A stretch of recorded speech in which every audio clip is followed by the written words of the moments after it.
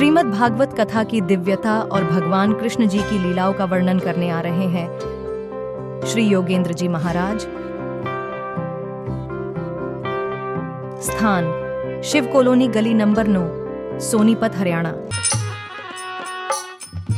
भक्तों, तुम्हें याद होगा तुम्हारी माँ रात को तुम रोते थे, चाहे कितनी भी थकी हो, रात को भी कोई आलस नहीं करती थी जब तुम्हें भूख लगती थी।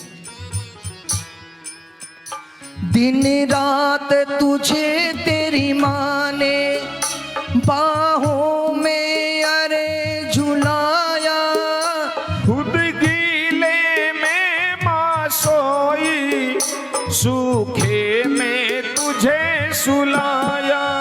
खुद गीले में माँ सोई, सूखे में तुझे सुलाया।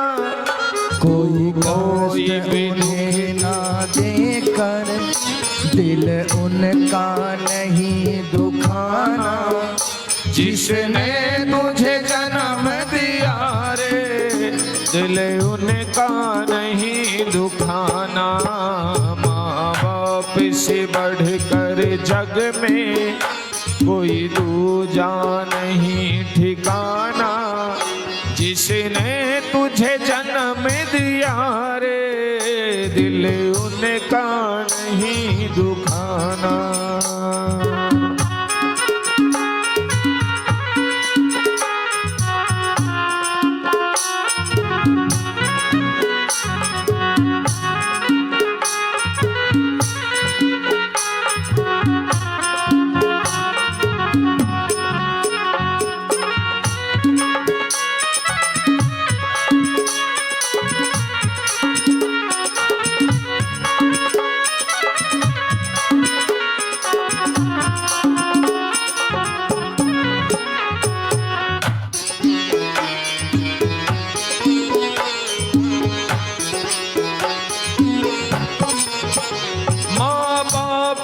शरण से बढ़कर कोई स्वर्ग नहीं है दूजा, सब छोड़ के तीरथ बनते कर ले माँ बाप की पूजा। सब छोड़ के तीरथ बनते कर ले माँ बाप की पूजा। इस जन्म में मरण से तुझको अरे घर है मुक्ति पाना, जिसने तुझे जन्म दिया रे, दिल उनका नहीं दुखाना। माँ बाप से बढ़कर जग में कोई दूजा नहीं ठिकाना, जिसने तुझे जन्म दिया रे, दिल उनका नहीं दुखाना। जिसने तुझे जन्म दिया रे, दिल उनका नहीं दुखाना। कि जिसने तुम्हें जन्म दिया रे, दिल उसका नहीं दुखाना।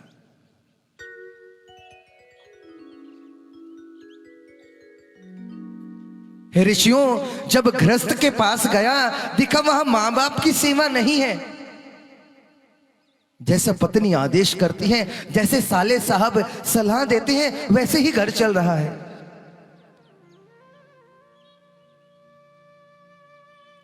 यमुनाम तटमापन्नो यत्र लीला हरेर भूत। फिर भ्रमण करता करता मैं श्रीधाम वृंदावन पहुंचता हूं।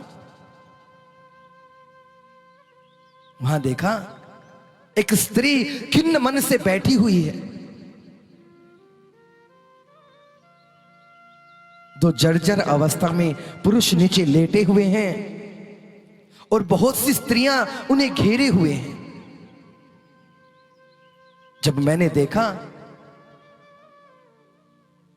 तो मेरे मन में आया, एक बार जाकर पूछ लेता हूं क्या बात है।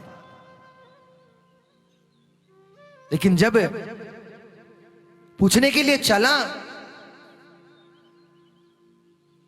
तो रुक गया। सोचा न जाने कौन स्त्रियां हैं, क्या कह दें, तभी उस स्त्री की दृष्टि उन पर पड़ती है। कहती है, भो भो साधो क्षणतिष्ठ मचिंतामपि नाशय। भो भो साधो, अरे साधो सुनिए, सुनिए, मेरी चिंता का निवारण कीजिए। अब नारद मुनि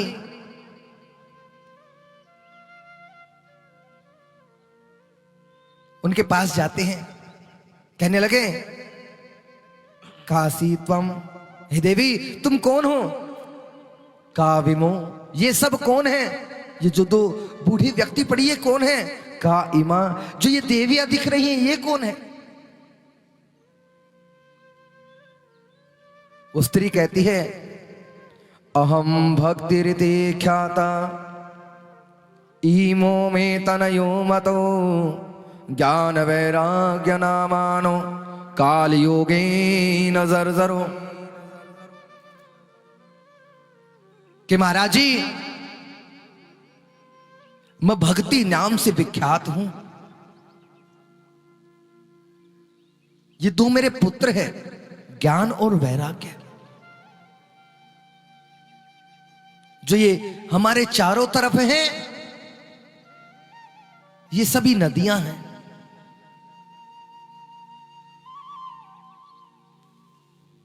प्रभु, मैं द्राविड़ के अंदर पैदा हुई, कर्नाटक में पली बड़ी, महाराष्ट्र आदि प्रदेशों में कहीं कहीं पर मेरा बड़ा सम्मान हुआ, लेकिन जो ही मैं उत्तर भारत में आती हूं, मैं पाखंडियों से खंडित हो गई। उत्तर भारत पता कौन सा है? जिस क्षेत्र में तुम निवास करते हो। खंडित क्यों हुई? इस पांडाल में पीछे देखो, यही कारण है खंडित होने का।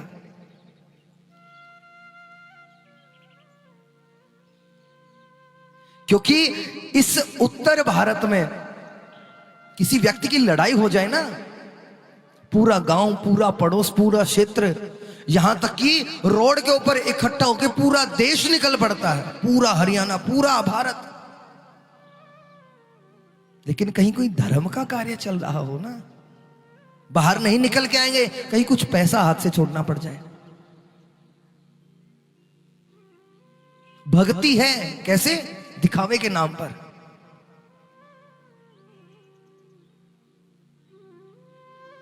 हर जगह कलश में सबसे पहले नाम लिखवाएंगी, लिखवाना चाहिए, अच्छी बात है, लेकिन वो कलश कभी कहीं, कभी कहीं, कभी कहीं। ये कोई मनोरंजन का साधन नहीं है। हमने मनोरंजन का साधन बना दिया, बनाने वाले भी हम ही हैं। कथा कीर्तन को मनोरंजन का साधन बना रखा है। भगवान के नाम की भक्ति उत्पन्न नहीं करते। कलश में सबने नाम लिखवाया। कितने कलश थे? 155, यानी 150 से ऊपर थे। वो कलश थे सिर्फ नाचने के लिए, तमाशा देखने के लिए। कलश का अर्थ पता है क्या होता है? नवरात्र में घट स्थापन करते हो ना घर में, तो घट स्थापन का मतलब क्या होता है? 9 दिन के लिए आप किसी मर्यादा से बंधित हो। उस पूजा, उस अनुष्ठान के एक अभिन्न अंग हो, ये वही घट स्थापन है। ऐसा नहीं है एक मटकी जर्सी भरकर सर पे रखी, लेकर आए और लाकर रख दिया।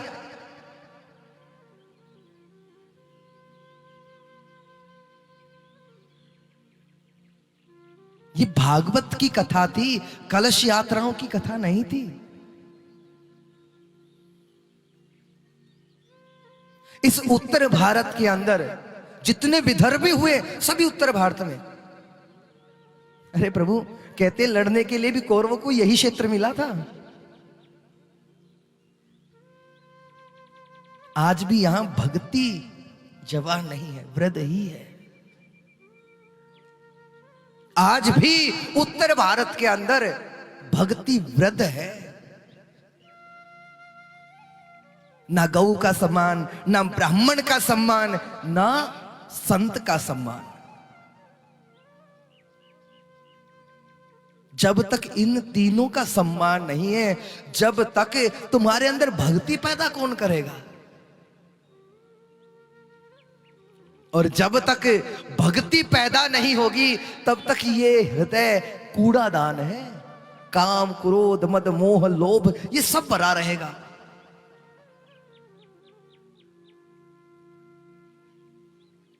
ठाकुर जी किस किस के घर में है?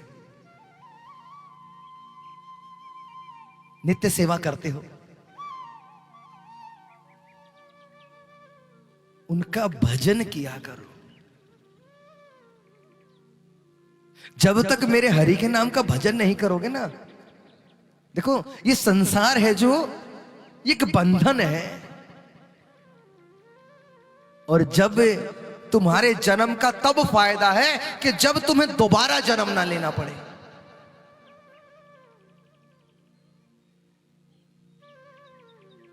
दिखावा या ऐसा कुछ, इसको छोड़ दो। ये मत सोचो कि मैं नाच रही हूं, प्रभु के नाम का भजन कर रही हूं, दुनिया क्या कहेगी। अरे कुछ तो लोग कहेंगे, लोगों का काम है कहना। हमें मंदिर में जाने में शर्म आती है, मंदिर में जाने में शर्म आती है, विडंबना है। कोई अच्छा काम कर रहे हैं ना, तो पड़ोसियों से डरते हैं, अरे न जाने क्या कहेंगे। क्यों? तुम चोरी कर रहे हो। शाम को शराब पीकर आदमी आ रहा है, उसमें शर्म नहीं है, लेकिन धर्म का काम या करने में शर्म आ रही है। और सबसे अच्छी बात है जो ये विवाह उत्सव हम मनाते हैं, वाह, शराब इतनी पिलाई जाती है कि पीने वालों का पता नहीं और पिनाले वाले का पता नहीं। लेकिन जब नाच लेंगे डीजे पर, न जाने कितनी देर तक नृत्य करते रहेंगे, 2 घंटे, 3 घंटे, 4 घंटे, 5 घंटे। अगर उनका कोई ना रोके ना, तो पूरी रात नाचते रहेंगे। लेकिन जो ही पंडित जी के पास आए ना पूजा कराने के लिए, पंडित जी जल्दी करो, 5-10 मिनट में निपटाओ। अरे मूर्खो, वो सारे कार्य, जो वो नाच कूद, वो भोजन, सब उनके लिए ही तो आयोजित किया गया था जिसमें तुम जल्दी कर रहे हो।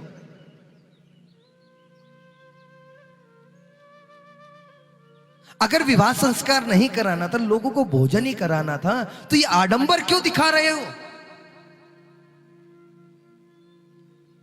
लेकिन नहीं, हमें दिखावा चाहिए। यही कारण है जो मैंने सौदे कहा रिश्तों को। 16 संस्कार में से एक संस्कार है विवाह संस्कार भी। कहती महाराज, जब इस उत्तर भारत के अंदर प्रवेश किया ना, तो मैं बूढ़ी हो गई। फिर मैं वृंदावन पहुंची। वृंदावन पुनः प्राप्य नवीनेव स्वरूपिणी। जब वृंदावन पहुंचती हूं तो मैं तो जवान हो जाती हूं, लेकिन ज्ञान और वैराग्य ये बूढ़े रहते हैं। क्यों? देखो, वृंदावन में तुम जाओगे ना, भक्ति भरपूर मात्रा में है, भरपूर मात्रा में भक्ति है। हर व्यक्ति, रिक्शा वाला से लेकर भिखारी तक, हर राधे राधे राधे राधे करता हुआ मिलेगा तुम्हें। हर व्यक्ति राधे राधे करता हुआ मिलेगा। भक्ति तो बहुत है, ज्ञान भी है, लेकिन इतना नहीं। वैराग्य तो खैर है ही नहीं। वैराग्य तो इस पूरे संसार में ही कुछ एक प्राणी होंगे जिनके अंदर वैराग्य की उत्पत्ति होती है।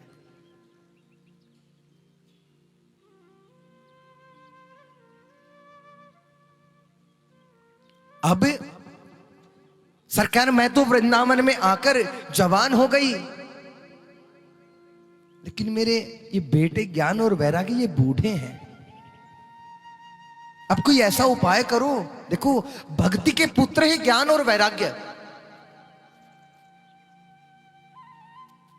बिना ज्ञान के और बिना वैराग्य के भक्ति बांझ है। जब भगवान की भक्ति में लगोगे तो अपने आप उस परम तत्व का ज्ञान प्राप्त होना शुरू हो जाएगा, और जब ज्ञान हो गया तो अपने आप ही वैराग्य आ जाएगा। कहीं ढूंढने की आवश्यकता नहीं है।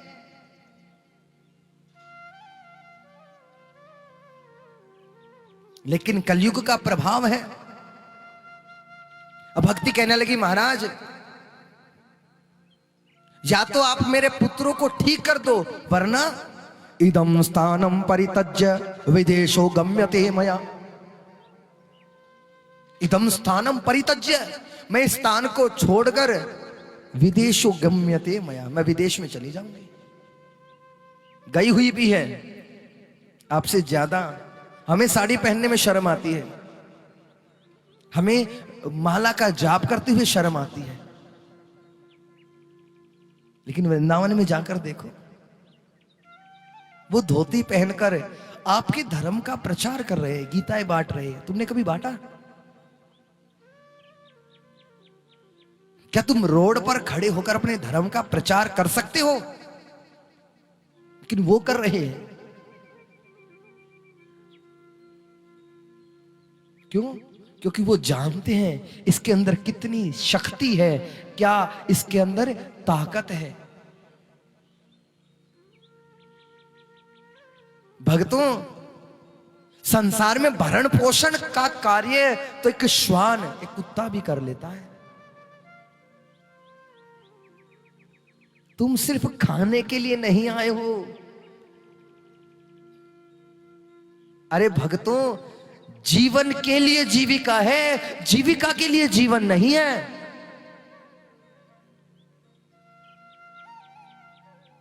भगवान ने जो अन्न दिया है ना, इस शरीर को पुष्ट करने के लिए दिया है, ना कि अन्न के लिए ये जीवन है। तुम्हारा एक ही उद्देश्य है, सिर्फ एक उद्देश्य है, उस हरि नाम का भजन करना। भगवान ने उतारे भी ये मानव देह इसीलिए मिली है।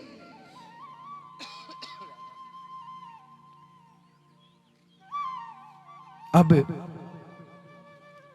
वर्षे वर्षे क्रमं जाता मंगलम नापि दृश्यते। ये कलयुग का ऐसा प्रभाव है, जितने वर्ष इस कलयुग के बढ़ते जाएंगे मंगल दिखना बंद हो जाएगा। मंगल यानी मांगलिक कार्य। जब तुम मध्य प्रदेश, बिहार, छत्तीसगढ़ उन क्षेत्रों में जाके देखो, तब तुम्हें पता चलेगा कथा का क्या महत्व है, कथा का क्या प्रभाव है। तुम आते हो, तुम्हें यह भी नहीं पता कि कथा को प्रणाम किया जाता है। आकर ऐसे बैठ जाते हैं हम, जैसे हमको किसी ने निमंत्रण देकर अतिथि के तौर पर बुलाया हो।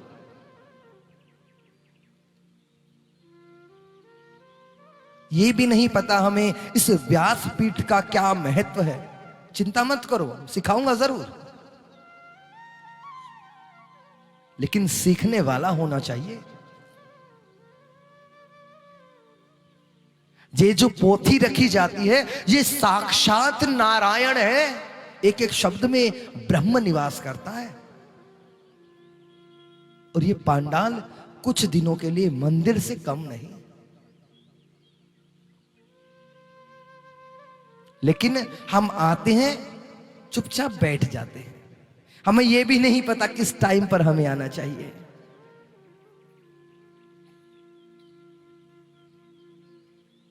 मुझे पता मेरी बातों का कोई असर नहीं पड़ता, क्योंकि पिछले साल भी बता कर गया था। जब नहीं पड़ा, अब की बार क्या पड़ेगा।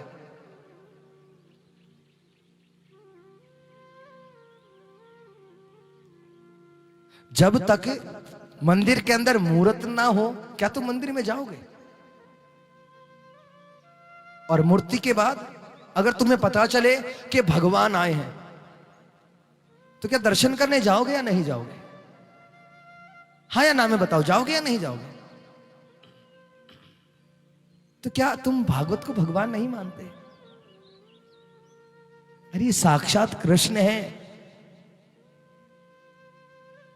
जो आनंद तुम एक वर्ष में लेते हो वो आनंद इस भागवत के अंदर 7 दिन में तुम्हें प्रदान करवा दिया जाता है।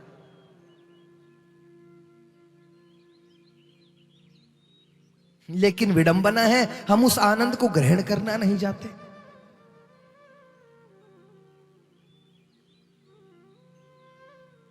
हम तो सोचते हैं कोई हमें बुलाए।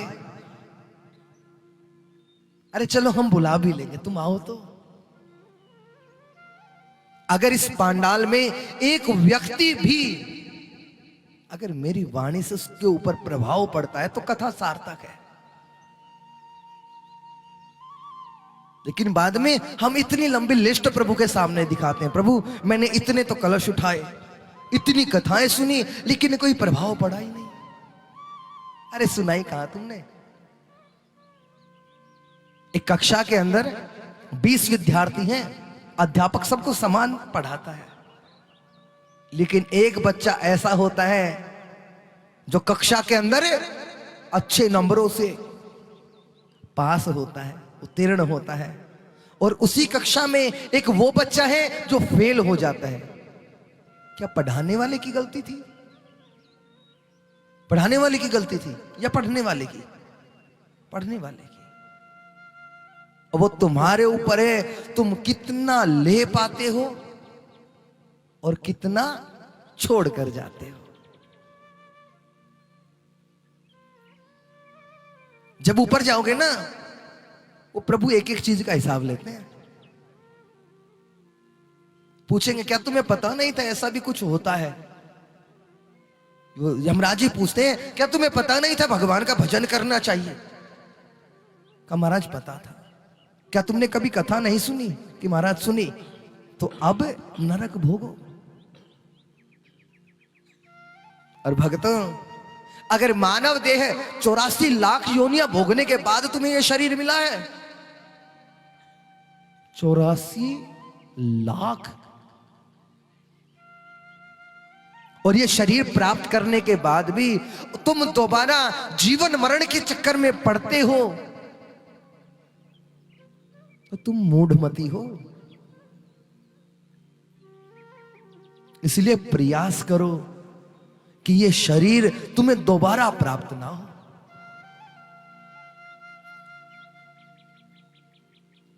भक्ति कहती है प्रभु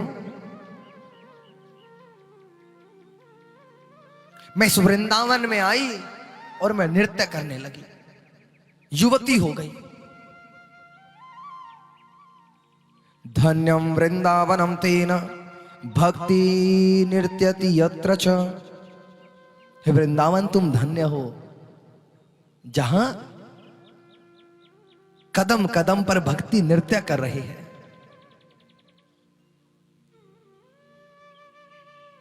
अब भक्ति मैया नारद जी से कहती है महाराज जब ये कलयुग इतना दुष्ट था तो परीक्षित जी ने इसे स्थान क्यों दिया? नारद जी कहते हैं यत् फलम नास्ति तपसा न योगेन समाधिना तत्फलम लभ्यते सम्यक कलौ केशव कीर्तनो। अर्थात कलयुग केवल नाम आधारा, सुमर सुमर नर उतर ही पारा। इसीलिए इस कलयुग को स्थान दिया, क्योंकि जो फल हजारों वर्षों तक तपस्या करने में मिलता है, कलयुग में केवल केशव की कथा और कीर्तन से ही वही फल मिल जाता है।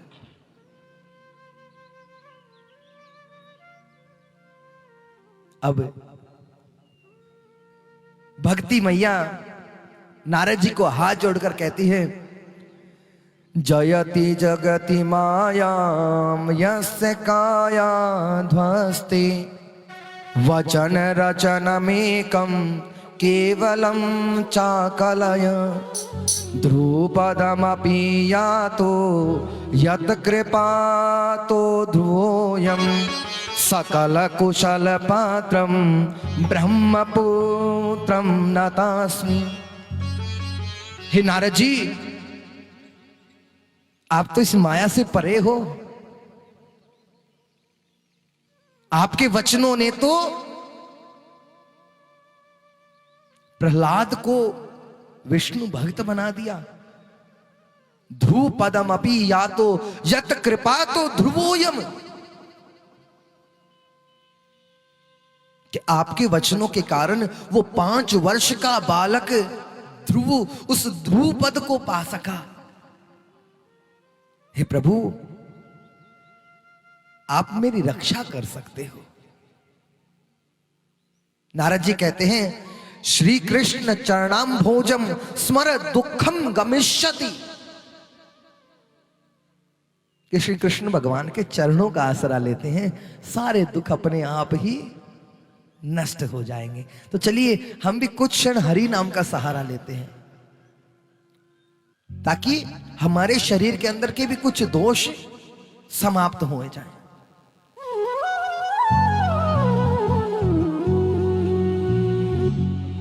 बंसी वाले के चरणों में सर हो मेरा, फिर ना पूछो कि उस वक्त क्या बात है। बंसी वाले के चरणों में सर हो मेरा, फिर ना पूछो कि उस वक्त क्या बात है। इसके द्वारे पे डाला है जब से डेरा, इसके द्वारे पे डाला है जब से डेरा, फिर ना पूछो कि कैसी मुलाकात है। बंसी वाले के चरणों में सर हो मेरा, फिर ना पूछो कि उस वक्त क्या बात है। हरि बोल।